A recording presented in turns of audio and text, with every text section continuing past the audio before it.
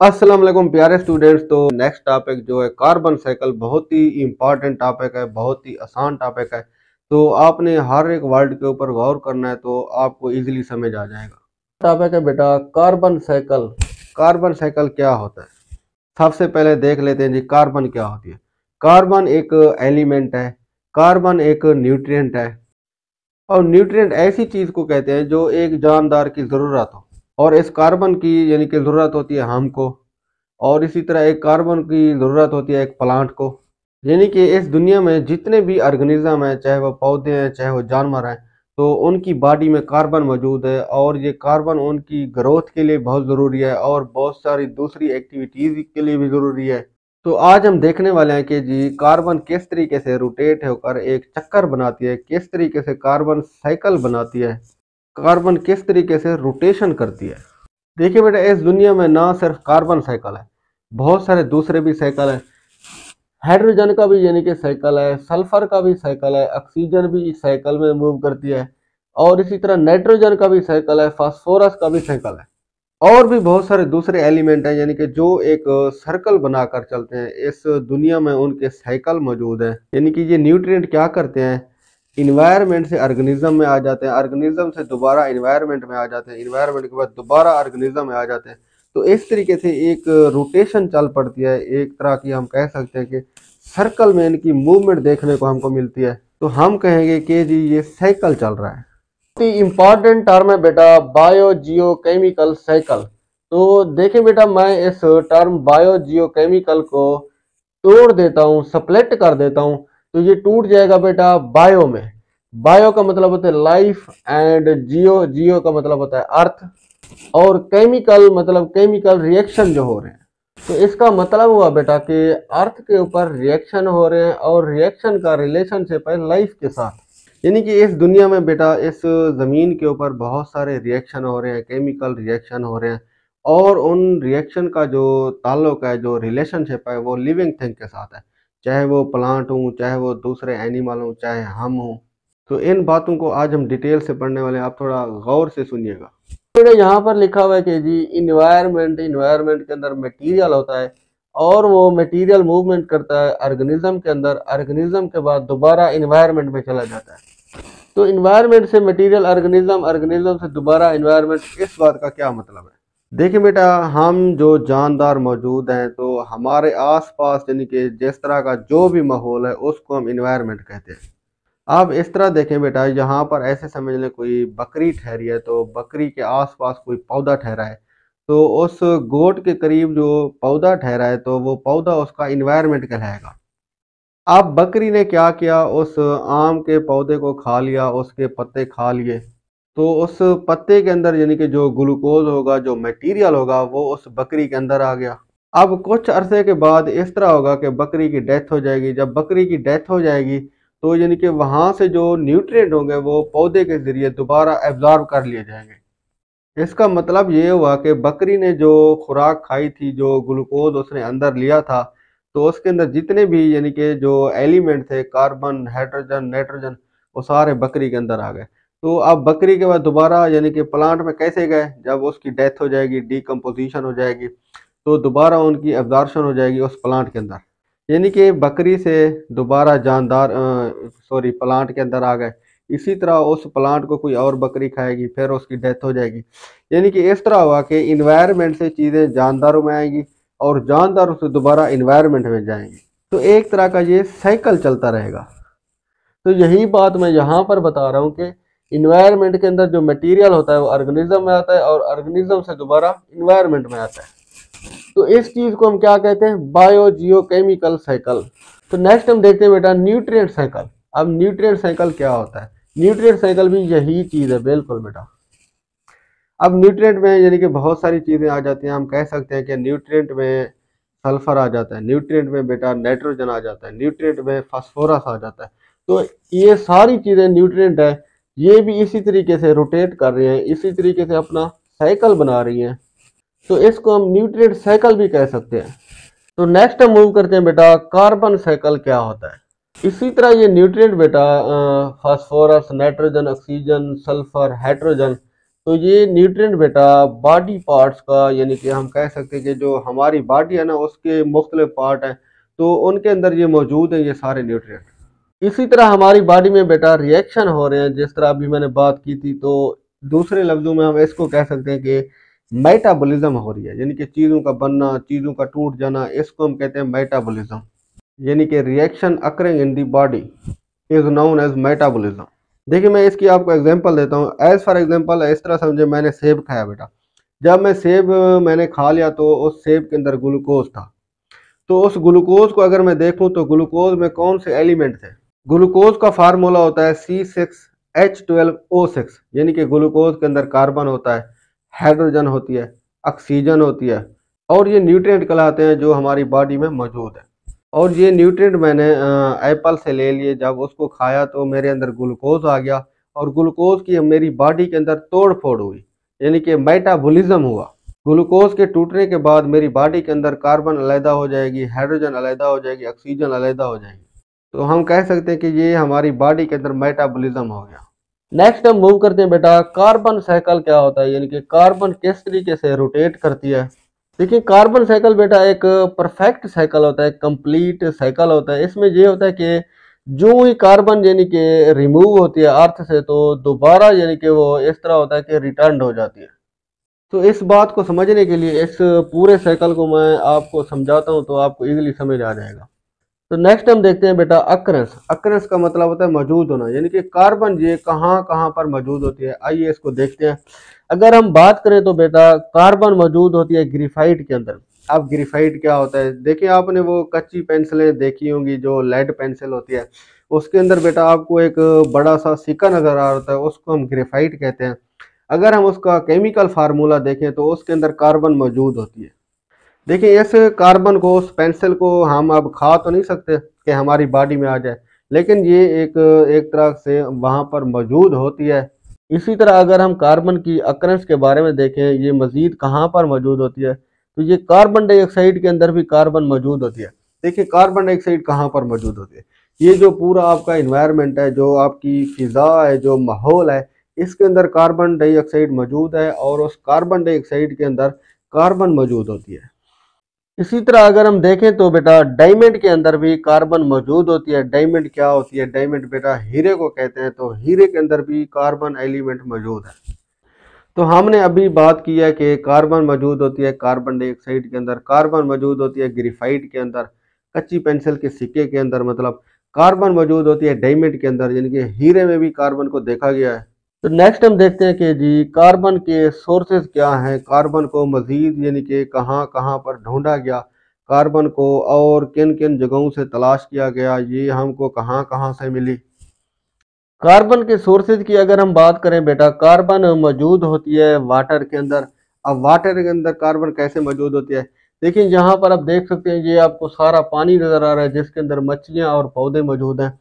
तो इस पानी के अंदर ये कार्बन डाइऑक्साइड आप देख सकते हैं डिजॉल्व्ड फॉर्म में मौजूद है, हलशुदा हालत में मौजूद होती है। जब पानी के अंदर कार्बन डाइऑक्साइड मौजूद होगी तो यानी कि कार्बन डाइऑक्साइड का हिस्सा है कार्बन, तो इसका मतलब हुआ कि पानी के अंदर कार्बन मौजूद होती है। इसी तरह अगर हम नेक्स्ट सोर्स देखें, कार्बन कहाँ पर मौजूद होती है? कार्बन मौजूद होती है कार्बन डाइऑक्साइड के अंदर। अब देखें कार्बन डाइऑक्साइड फिजा में भी मौजूद है, तो उसके अंदर भी कार्बन मौजूद है। कार्बन डाइऑक्साइड अभी हमने डिस्कस किया पानी के अंदर मौजूद होती है डिजॉल्व फॉर्म में, उसके अंदर भी मौजूद है, यानी कि देखा गया। इसी तरह कार्बन का नेक्स्ट सोर्स है बेटा पेट्रोलियम। अब पेट्रोलियम क्या चीज़ होती है? पेट्रोलियम में डीजल आ जाता है, पेट्रोल आ जाता है बेटा, हाँ। इसी तरह मट्टी का तेल आ जाता है। तो यानी कि अब इनके अगर हम केमिकल फार्मूलाज देखें पेट्रोलियम के, डीजल के, यानी कि इन चीज़ों के, तो इनके अंदर कार्बन मौजूद होती है। इसी तरह बेटा कार्बोनेट मॉलिक्यूल जो होते हैं, कार्बोनेट मॉलिक्यूल नाम से ज़ाहिर है इनके अंदर भी कार्बन मौजूद होती है। इसी तरह पीट क्या होता है बेटा? पीट भी इस तरह एक कोयले की फार्म है, यानी कि इसकी शक्ल में ये जब लकड़ी जल जाती है तो इससे यानी कि एक और फार्म बन जाती है जिसको हम पीट कहते हैं। तो उसके अंदर भी यानी कि ये कार्बन को देखा गया है।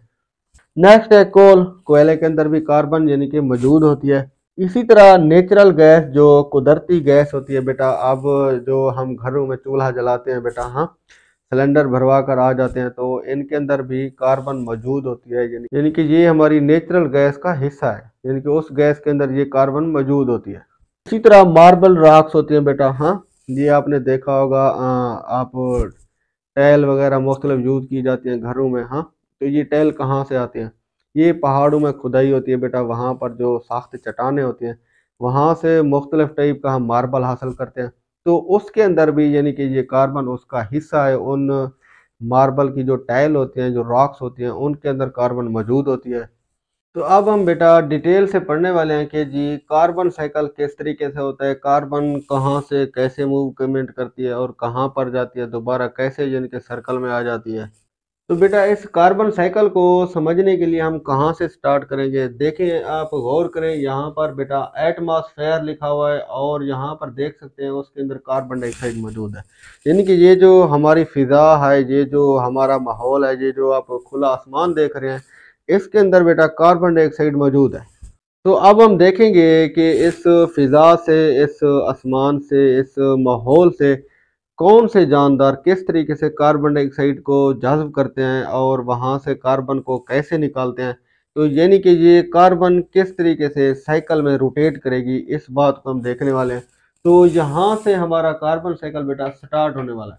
देखिए बेटा, अब हम कह सकते हैं कि जी जो फिज़ा में कार्बन डाइऑक्साइड मौजूद है, तो उसको यानी कि लेने के लिए पौधे यानी कि इसमें अहम रोल प्ले करते हैं। पौधे अब क्या करेंगे? पौधे करेंगे बेटा फोटोसिंथेसिस। फोटोसिंथेसिस के ज़रिए कार्बन डाइऑक्साइड को यहाँ पर जज़्ब कर लिया जाएगा।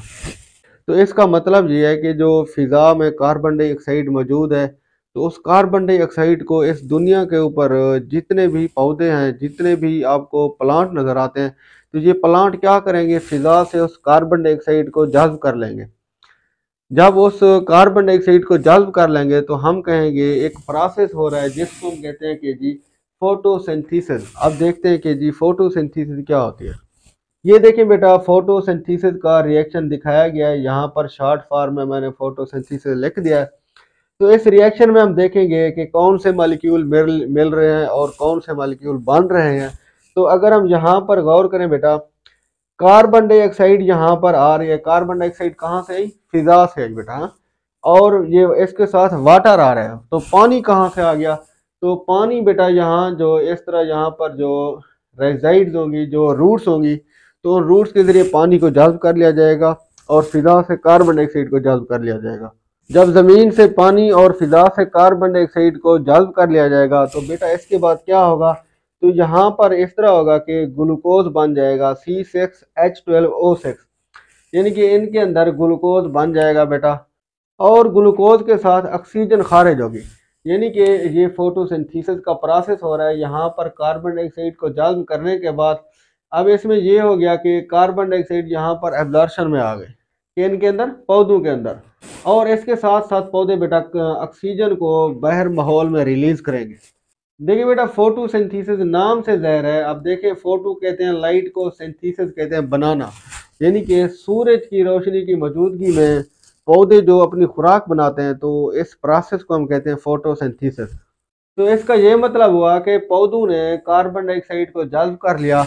जब उन्होंने कार्बन डाइऑक्साइड को जज़्ब कर लिया तो इसका मतलब हुआ उन्होंने अपने अंदर कार्बन को महफूज कर लिया। क्योंकि हमने कार्बन के ऊपर फोकस करना है, कार्बन किस तरीके से माहौल से जानदारों में रोटेट करेगी।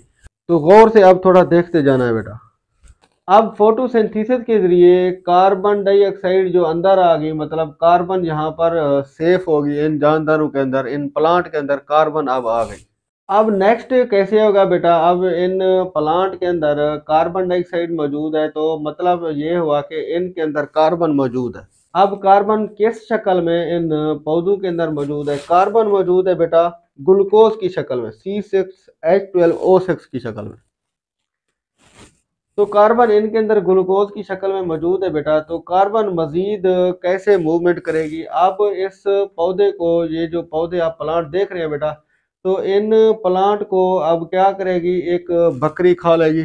जब इन प्लांट को बकरी खाएगी, गोट खा लेगी, तो इसका ये मतलब हुआ यहाँ वाली कार्बन इन जानदारों के अंदर आ गई। तो अब इस गोट के अंदर कार्बन आ गई, तो इस बात को आपने यहाँ तक याद रखना है आगे मजीद चलेंगे बेटा। देखिए इस कार्बन डाइऑक्साइड को ये ना सिर्फ खुश्की वाले पौधे इस्तेमाल करेंगे, ना सिर्फ यानी कि टेरेस्ट्रियल प्लांट फोटोसिंथेसिस करेंगे, बल्कि इस कार्बन डाइऑक्साइड को एक और तरह के प्लांट भी एब्जॉर्ब करेंगे। तो यहाँ पर हम देख सकते हैं कार्बन डाइऑक्साइड बेटा एब्जॉर्ब हो रही है जहाँ पर जो प्लांट मौजूद, आप देख सकते हैं बेटा ये जहाँ पर आपको पानी नजर आ रहा है और इस पानी के अंदर आपको छोटे छोटे प्लांट नजर आ रहे हैं जिनको फाइटोप्लैंक्टन कहते हैं बेटा। यानी कि जो जोहर तालाब होते हैं बेटा, हमारे पॉन्ड्स होते हैं, जो कैनाल होती हैं, जो नहरें होती हैं, और इसी तरह जो रिवर होते हैं उनके अंदर भी बेटा प्लांट मौजूद होते हैं, उनको फाइटोप्लैंक्टन कहते हैं।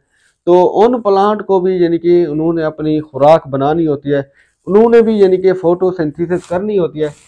तो ये वाले प्लांट यानी कि फोटोसिंथेसिस का प्रोसेस करने के लिए कार्बन डाइऑक्साइड कहाँ से लाएंगे बेटा? तो ये यानी कि माहौल से एब्जॉर्प्शन होगी तो इस पानी के अंदर कार्बन डाइऑक्साइड आ जाएगी। तो ये पौधे बेटा फोटोसिंथेसिस का प्रोसेस शुरू कर देंगे, यानी कि ये भी यही रिएक्शन करेंगे, यानी कि इनके अंदर भी अब क्या होगा, ग्लूकोज बन जाएगा। यानी कि कार्बन डाइऑक्साइड जब ये एब्जॉर्ब करेंगे बेटा, फोटोसिंथेसिस करेंगे, तो इन पौधों के अंदर बेटा अब कार्बन किस शक्ल में आ जाएगी, ग्लूकोज की शक्ल में आ जाएगी, क्योंकि पौधे अपने अंदर ग्लूकोज की शक्ल में कार्बन को महफूज रखते हैं। यहाँ पर भी हमने देखा था कि ग्लूकोज बनाया था, यानी कि फोटोसिंथेसिस हुई थी। अब देखें बेटा इस पानी के अंदर मछलियाँ भी मौजूद होती हैं, फिश मौजूद होती हैं। तो अब फिश क्या करेगी, यहाँ से यानी कि जो ग्लूकोज होगा उसको फूड के तौर पर अपने अंदर ले लेगी। यानी कि अब इस तरह हो गया कि जी कार्बन जो है ना वो मज़ीद फारवर्ड हो रही है, आगे जा रही है। तो अभी तक हमने यहाँ पर ये देखा कि जी कार्बन किस तरीके से इनटेक होती है, कार्बन किस तरीके से जानदारों की बॉडी में आती है माहौल से। तो हमने दो तरीके पढ़े बेटा, एक तो हमने ये कहा कि जी एटमॉस्फेरिक से माहौल से यानी कि पौधों ने कार्बन डाइऑक्साइड को जल्ब किया, जब उन्होंने जल्ब किया तो उनके अंदर ग्लूकोज बन गया। तो उन पत्तों को, उन प्लांट्स को बेटा एक बकरी ने खाया, तो उनके अंदर जो ग्लूकोज मौजूद था तो वो ग्लूकोज इनके अंदर चला गया। ग्लूकोज का फार्मूले में कार्बन मौजूद होती है बेटा, तो कार्बन यानी कि यहाँ पर चली गई। इसी तरह हमने यहाँ पर देखा बेटा इस कार्बन डाइऑक्साइड को जो पानी के अंदर यानी कि जो पौधे होते हैं उन्होंने भी यानी कि इस कार्बन डाइऑक्साइड को जल्ब किया, उन्होंने फोटोसिंथेसिस की। जब उन्होंने फोटोसिंथेसिस की तो उनके अंदर यानी कि कार्बन महफूज होगी। तो ये कार्बन मजीद किस में चलेगी, फिश के अंदर। फिश ने यानी कि इस पौधे के ऊपर फीडिंग की। तो अब कार्बन यहाँ पर ठहर तो नहीं जाएगी बेटा, कार्बन ने मजीद आगे मूवमेंट करनी है। तो इसका ये मतलब हुआ कि कार्बन फिजा से यानी कि ज़मीन के ऊपर आ गई, मुख्तलिफ जानदारों के अंदर कार्बन को महफूज कर लिया गया। तो अब हम देखेंगे कि यहाँ से कार्बन किस शक्ल में दोबारा यानी कि अब माहौल के अंदर वापस जाएगी, क्योंकि इसने अपना एक साइकिल बनाना है ना कार्बन ने। तो किस तरीके से ये अपनी मूवमेंट करेगी, आइए आगे इसको देखते हैं। देखिए बेटा कार्बन खुद को रिलीज करने के लिए, कार्बन खुद को बाहर निकालने के लिए तीन इसमें मेथड यूज किए जाते हैं। एक तो बेटा रेस्पिरेशन का प्रोसेस होता है जिसके जरिए कार्बन को रिमूव किया जाता है फिजा के अंदर। इसी तरह एक और प्रोसेस होता है डीकम्पोजिशन का बेटा, डीकम्पोजिशन के जरिए भी यानी कि कार्बन को फिजा में भेजा जाता है।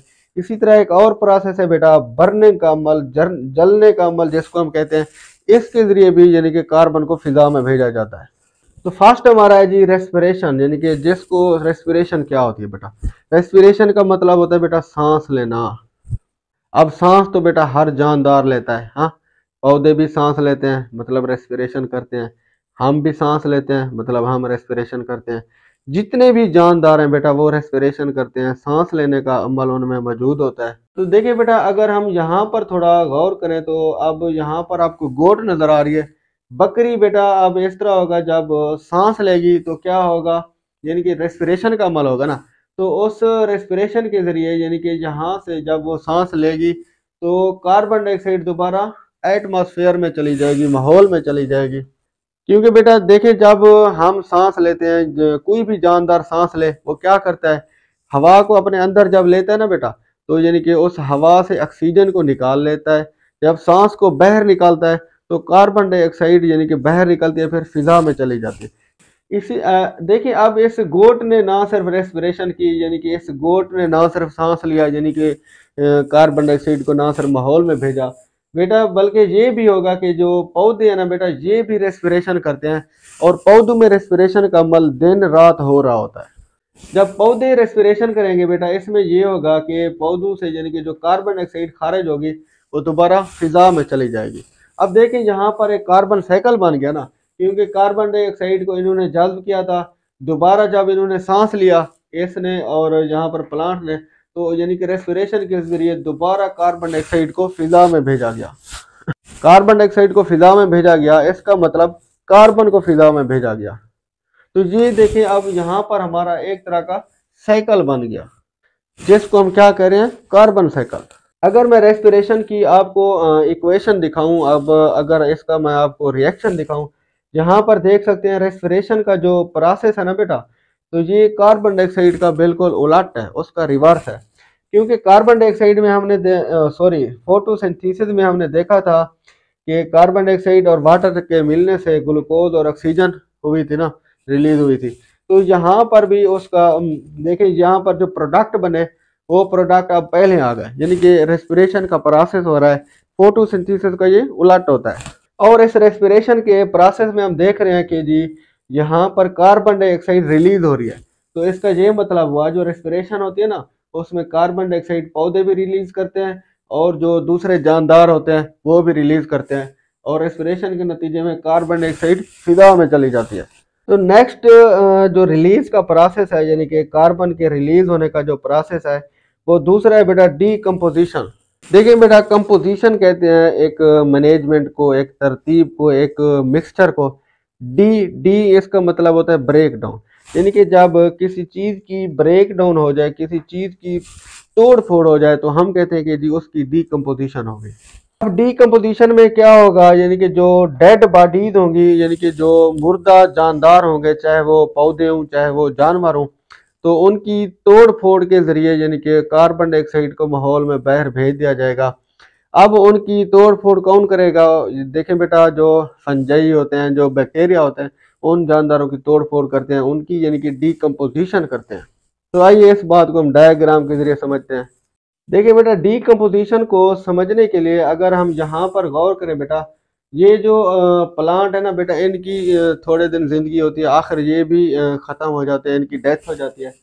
प्लांट की जब बेटा डेथ हो जाएगी, मतलब ये जब प्लांट मुरझा जाएंगे, हाँ, टूट फूट के बाद यानी कि जब नीचे गिर जाएंगे, तो हम कहेंगे इनकी डेथ होगी। यहाँ पर आप देख सकते हैं, हाँ, ये प्लांट यानी कि इनकी डेथ होगी, यहाँ पर आप देख सकते हैं टूटे फूटे पड़े हैं।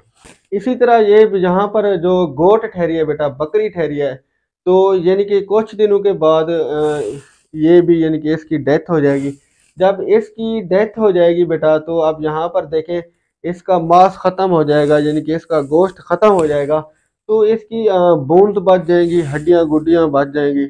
अब इन डेड प्लांट को और इस यानी कि डेड जो हमारे पास यानी कि गोट थी, तो अब हम देखेंगे कि जी ये जो आपको बूंद नजर आ रही है, डेड प्लांट नजर आ रहे हैं, तो ये एक तरह के फोसल हैं। तो ये फोसल बेटा दोबारा चेंज हो जाएंगे फोसल फ्यूल के अंदर। फ्यूल कहते हैं बेटा ईंधन को। अब ईंधन से क्या मुराद, फ्यूल क्या होता है, पेट्रोलियम को कहते हैं बेटा। पेट्रोलियम से मुराद यानी कि पेट्रोल, डीजल, एल, ये जो चीजें हैं ना, इनको हम कहते हैं फोसल फ्यूल। देखिए बेटा, ये जो प्रोसेस है ना फोसल फ्यूल का और उनसे पेट्रोल का बनना, तो ये यानी कि हजारों साल यानी कि इसको लग जाते हैं पेट्रोल बनाने में। ये बेटा जो आपको पेट्रोलियम, पेट्रोल, डीजल, ये जो चीजें आपको नजर आ रही हैं, तो इनके अगर हम केमिकल फार्मूला देखें तो इनके अंदर बेटा कार्बन मौजूद होती है। वो कार्बन किसी भी कंपाउंड की हालत में हो सकते हैं, कार्बन डाइऑक्साइड या किसी दूसरे केमिकल की शक्ल में इन पेट्रोल के अंदर मौजूद होगी। देखिए बेटा, अब इन पेट्रोलियम को, इन ऑयल को जब हम गाड़ियों में डालेंगे बेटा, ठीक है ना, गाड़ी जब फासला तय करेगी तो उसके बाद क्या होगा, उनसे जो धुआं निकलेगा, तो उन धुएं के अंदर यानी कि जो कार्बन डाइऑक्साइड होगी, मतलब उस कार्बन डाइऑक्साइड के अंदर हम कह सकते हैं कि कार्बन मौजूद है। तो वो यानी कि कार्बन क्या करेगी, इस कंबस्टन के जरिए यानी कि ये जो जलने का अमल हुआ, तो ये कार्बन यानी कि कार्बन डाइऑक्साइड यहाँ पर फिजा में चली जाएगी। इसी तरह पेट्रोल डीजल बेटा जो नेचुरल गैस जो गैसेस वगैरह भी होती है तो उनके अंदर भी ये कार्बन मौजूद होती है। जब इन ऑयल को पेट्रोलियम को फैक्ट्रियों में यानी कि यूज़ किया जाएगा, फैक्ट्रियों में मुख्तलिफ चीज़ें बनाने के लिए जब हम यहाँ पर इस्तेमाल करेंगे बेटा, मुख्तलिफ प्रोडक्ट फैक्ट्री में बनाएंगे तो फिर क्या होगा, प्रोडक्ट तो बना लेंगे बेटा, तो इन फैक्ट्रियों से बेटा जो अब धुआं निकलेगा यानी उस धुएं के अंदर मुख्तलिफ केमिकल होंगे और उन केमिकल के अंदर कार्बन मौजूद होगी। तो इसका ये मतलब हुआ कि ये वाला धुआं दोबारा फिर इन्वायरमेंट में आ जाएगा यानी कि फिजा के अंदर चला जाएगा। जब ये फिजा के अंदर चला जाएगा तो हम कह सकते हैं कि कार्बन फिजा के अंदर चली गई। तो देखिए बेटा ये एक अब हमारा कार्बन साइकिल बन गया। देखिए कार्बन कहाँ कहाँ से आई, मुख्तलिफ जानदारों में आई, उनकी फिर डेथ हुई, डेथ के बाद उनके फॉसल फ्यूल बने, पेट्रोल बना, ठीक है ना। तो उस पेट्रोल डीजल को गाड़ियों में इस्तेमाल किया गया, फैक्ट्रियों में इस्तेमाल किया गया। जब गाड़ियों को फैक्ट्रियों को चलाया गया तो उनके धुएं के अंदर वो चीज़ें मौजूद थी, दोबारा वो माहौल में चली गई। अब उस उन केमिकल को पौधे ये जाज़्ब कर लेंगे तो पौधों को दोबारा यानी कि ये जानदार खाएंगे। तो इस तरीके से ये यानी कि साइकिल चलता रहेगा और इस साइकिल को हम क्या कहेंगे, कार्बन साइकिल।